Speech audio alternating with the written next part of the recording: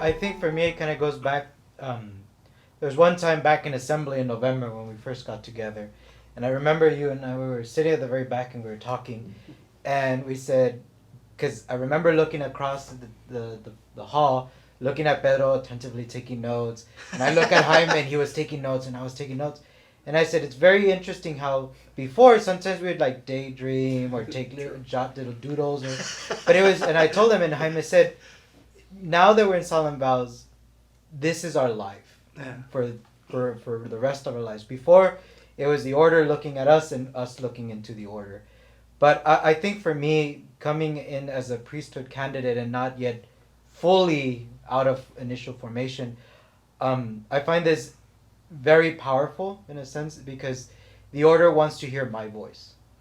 They're not really saying, well, you're not fully, yes, you're in solemn vows, but you're still not there, so kind of be over there in a corner. No, it's like, you have a seat here, in a sense, with the big people. So you're not necessarily in the kiddie table on the other side. So I think for me that's wonderful because it really makes it feel like a family in the sense we want to hear how you're doing.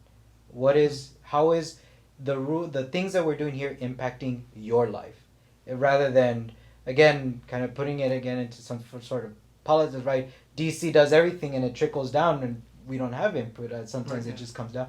But here it's like, we want to hear how it's impacting your life. So for me, that's the very empowering part. When we had the group discussions, there was a section that we had group discussions, and during these group discussions, it allowed for everybody to speak and say something about the topics at hand. And for me, I was like, oh, that's awesome, because I was an equal amongst the brothers, and being recently professed, I was like, well, now I have a voice, and not that I didn't, but now I'm here, and my voice matters, because they want to, like Beto is saying now, they want to hear what I have to say. So I thought it was pretty cool. I was you mentioned a couple times Carlos, for Carlos Trovarelli. Yeah, it says right. Is our minister general, so he's in charge of the whole order. Lives in Rome. He's originally from Argentina. What was that experience like? Because the minister general technically presides at every provincial chapter. Sometimes he sends a representative, but he was here for this session. So how was that? For myself, it was nice seeing Carlos, like Carlos again. I got to see him in Costa Rica when they were doing the chapter for the Crusades. Yeah. But being over there, I was kind of always stepping back, so that way the friars, like right. I never got the opportunity to sit down and experience him. Yeah. And seeing him this time around for myself, it was nice. It was nice for him to come and to be able to show hospitality to someone who shows so much hospitality in just his presence and the way that he interacts with us.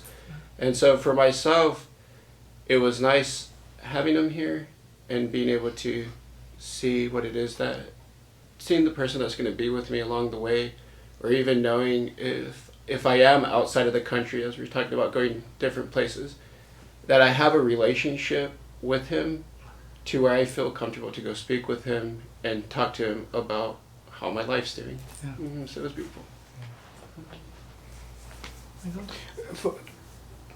Having him here and listening from the older friars is that Fray Carlos, he's a presence of Francis here amongst us. Yeah. And to me, that was, in the beginning, was very impacting, because like, oh, that's actually true. Yeah. And now that I got to meet him, eat with him, laugh with him, and be together, it's like, yes, he is the presence of Francis amongst us now, but he's also my brother. He's also our brother, and he's one of us. Sure, he does calls the big shots, and he guides us, and he does this, but he also laughs with us. He walks with us. Yeah. He's very, very down to earth, and I like seeing that aspect of him. No, I think they covered it pretty much. I got one. Okay. Yeah, that's what was annoying. Yeah, that's So true. we're talking about I'm not in formation no more. Right, yeah. And I work at the Franciscan Kitchen, where I'm getting about 25,000 steps in a day. So it was annoying going from school and then coming back here, and my brain was tired, and I had so much energy because I'm usually serving there at the Franciscan Kitchen. So yeah, it took some strength to sit there for that moment, and my leg was tired of doing that. So that was annoying for me. Yeah, and then sit in a meeting all day, then go eat, and sit some more, and then eat some more, and then sit some more, and then eat some more. Yeah, it's a tough life. So, all right, well, thank you very much for your time. And if you want to know any more if you want to know about the Franciscan Kitchen, you can check out our province website is a really good description of it, with franciscansusa.org. But then check out all the other information on franciscanvoice.org for all kind of aspects of our life and the community. And God bless. Bye. Peace.